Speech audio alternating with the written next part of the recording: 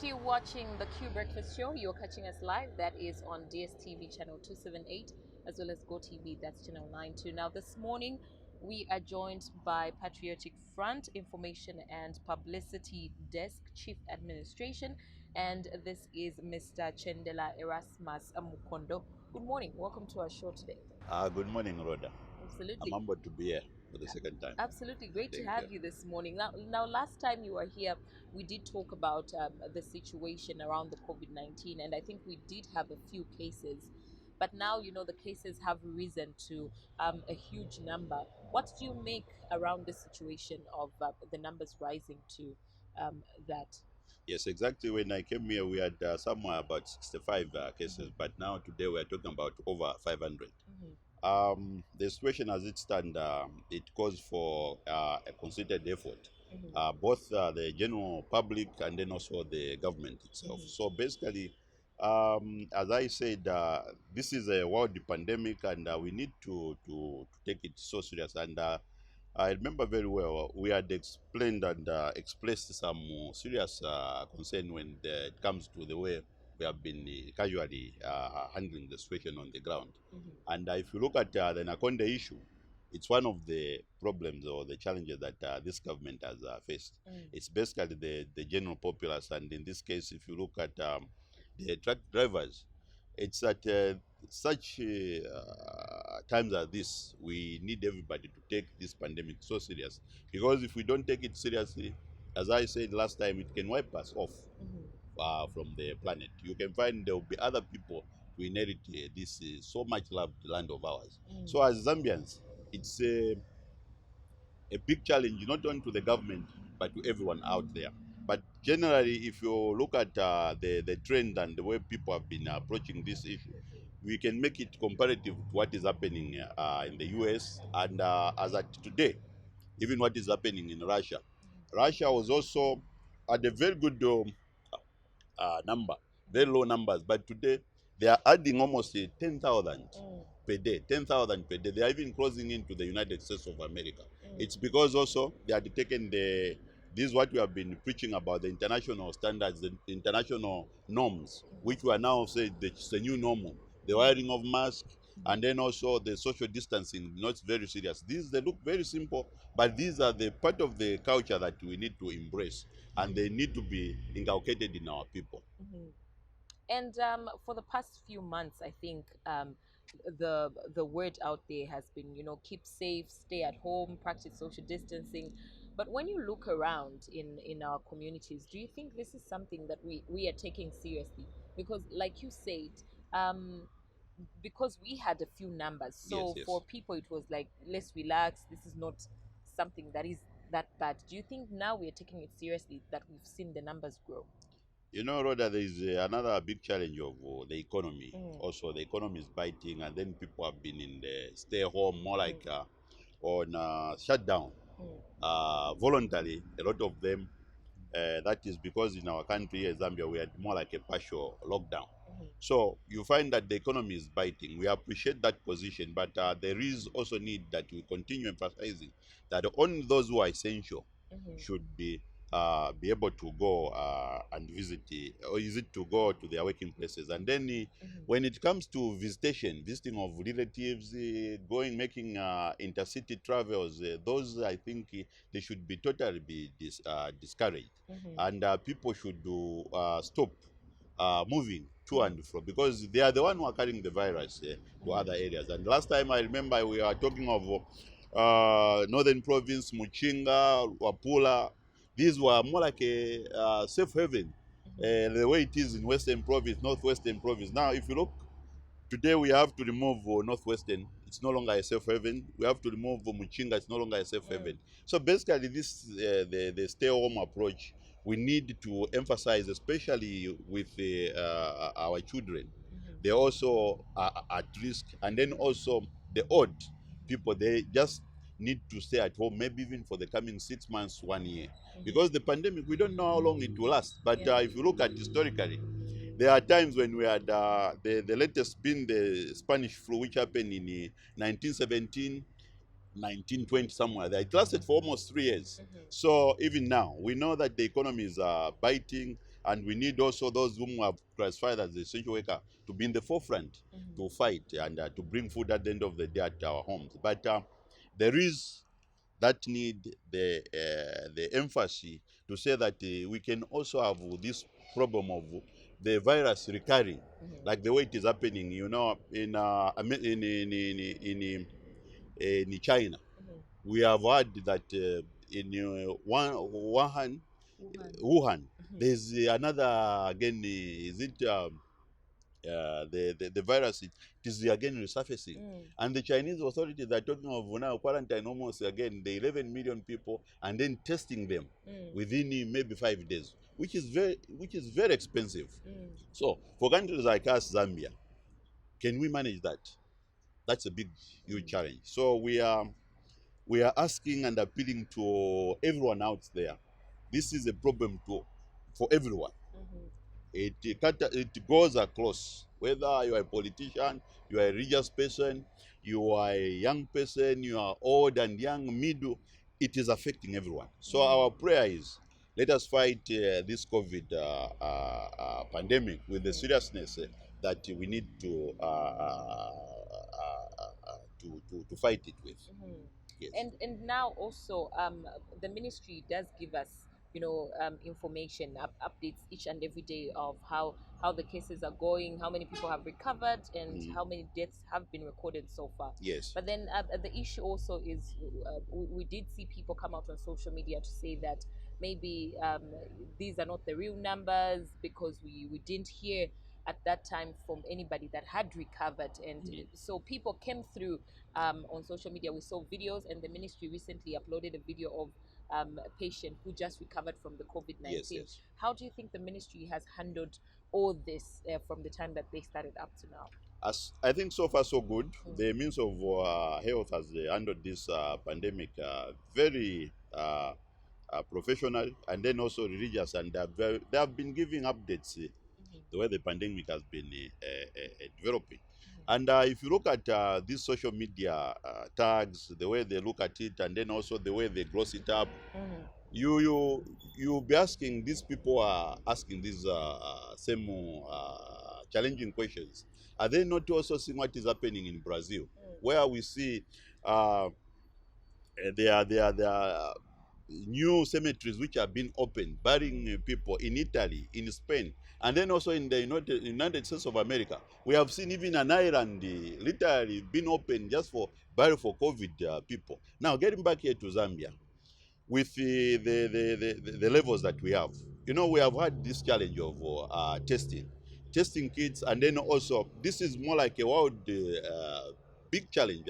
Even the United States of America, they are failing to come up with proper testing kits. It's expensive. The procedure is extremely expensive to subject everyone to testing. So this is the reason why, if you see, like 4 days ago, when the Minister of Health had targeted Nakonde, Muchinga province, you find that from nowhere we had a huge number coming up. Almost, is it 85? 85 cases which had come up. The other one, we saw another 175. It was because now as we are facing this challenge, we are also improving in the way we are handling the situation. So this is the reason why you find today people will be challenging the ministry of saying, no, you're hiding figures. Tomorrow they will say, no, what has happened for these figures to go? Today it was 85, today it has dropped to 15, today it's 0. We expect that from the social media because unfortunately for Zambia, the social media has been used to champion negative news. But our appeal to everyone out there is that let us embrace the formal channel of communication, that is through the means of health. These are the people who have been mandated to give us the information, and let us cherish whatever they are giving us, because at the end of the day, it will protect our lives. So by participating negatively against the ministry, we are shooting ourselves in our own foot. And this is what is happening even in America. By discrediting the World Health Organization, you see what is happening there. But let us cooperate, just like the way the Chinese has cooperated with the World Health Organization. You find that even ourselves, if we cooperate with them, we work well. Vietnam has done the same. They have even in South Korea, where they even had an incident of 50 patients. They had a recap. So it's a big challenge, really. And I know those who are not part and parcel of the government, they have also questions to ask. And in a democracy, we embrace such. Mhm. Absolutely. Now, away from that, how Mm. is the Patriotic Front preparing for the upcoming party convention? As you know, the COVID itself, it has stopped us from talking too much about this conference, Mhm. in the sense that this conference, in the face of everyone, Mhm. it's a challenge. Mhm. So basically, even as a Patriot Front, the preparation for this conference started way back in 2018. Mhm. That's when we started election at branch level, at ward level. In 2019, you saw that we even had almost everything happening in 2019 Mhm. until the district level. So basically, with us as a Patriot Front, being a ruling party, we have set the stage and we have set the standard. And as of today, we are very much united, and we may have some different divergent views here and there. But as a Patriot Front, we are very much ready for this party conference. It's only that maybe it can be even be postponed to Mhm. show the seriousness how we are taking the COVID pandemic is. So basically, our pace is also being determined by this coming in of the COVID-19. Mhm. But otherwise, as a party, we are very ready. We are Mhm. very ready for the conference because we have done even at provincial levels. Okay. Yes. Now, Maybe just the mm, Lusaka one, the mhm. Lusaka province, that's one where we are only remaining with the provincial elections. But that can only be done within a day. It Mhm. is over. Okay. And also, there has been a dissolution of party organs and, Yes. committees in selected parts of the country. Why is that? Yes, as a party, we are a living organization, and we know that some like an living organization, you find that there are tumors Mhm. which can be developing elsewhere. So you need to cut those tumors before they progress to destroy the whole structure. So it is even if you go in Chingola, where we had one instance where they had to dissolve the structures there because of confusion and also indiscipline. So there is a need to be a very disciplined party as we go toward the party conference. So there are a lot of things which are involved in, especially the internal wrangles, Mhm. which we feel through the party secretary general who has been mandated to dissolve or to ask for a new fresh elections. Mhm. So basically, those are the results. Mhm. If we find that the party organ there is not moving in tandem with the rest of the country, we dissolve. Mm. Mm. And you have also been accused of buying councillors who are defecting from the opposition. What is your say on that? You know, in fact, this COVID, it's trying to more like vindicate us as a patriotic front. Who is moving to go and buy these councillors? We here in northwestern province they are resigning. Even in southern provinces they are resigning. In Muchinga they have resigned. All UPND candidates. Why not other parties like for Nawakwi? You find that we are only targeting the UPND. That is not the truth on the ground. The truth on the ground is that UPND has failed to lead, to provide leadership to its members. That's the reason why a lot of the councillors who had a lot of expectations, now they are disillusioned. That's why they are resigning. So this thing of giving money to councillors, it does not hold water, especially in COVID time. If it was not opening even in time of COVID, would you say that no, maybe PF has been buying people? But who can risk his or her life to go and buy just a councillor in the southern province, in northwestern province? That does that make any political logic? I don't see any logic into that. So basically, us as Patriotic Front, we are an attractive party. The way the president has been handling this on national challenges, it has attracted that it has kept on building that momentum of everyone trying to come on board. So basically, there's nothing to do with the buying of councillors. Okay. And there have been reports as well of confusions in the party, Mm. internal wrangles about leadership. And why is that? You know, when you talk about the internal wrangles, these are very minor. These are very minor. But of course, other people would want to make them to look so huge because at the end of the day, they pay too much attention to fake news through WhatsApp groups.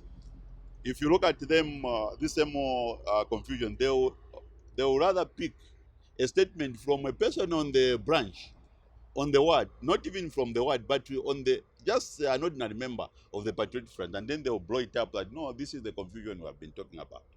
As PF, as we stand today, we are more united than we were in 2014. We are more united than we were in 2015 because those are periods when we had heavy shots like GBM, they were leaving the party. Mao Sampa, they were leaving the party. But these people, they have come back. We are even people like CK, who was more like creating more acrimony.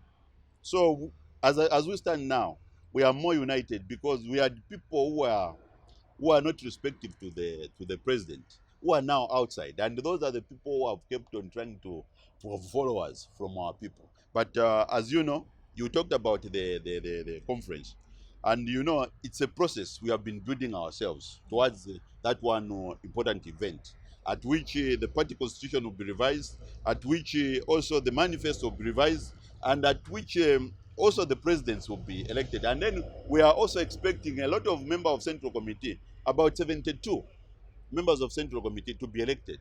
So it's not just looking at one thing, and that is the presidents, but we are looking at also the governance of the nation. So the question which have given me that we are having a lot of people who are there who are trying to they are trying just to express maybe their political standing in within the party.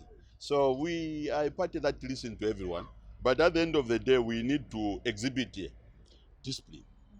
So those who are in discipline, the party structures will discipline them. Mm.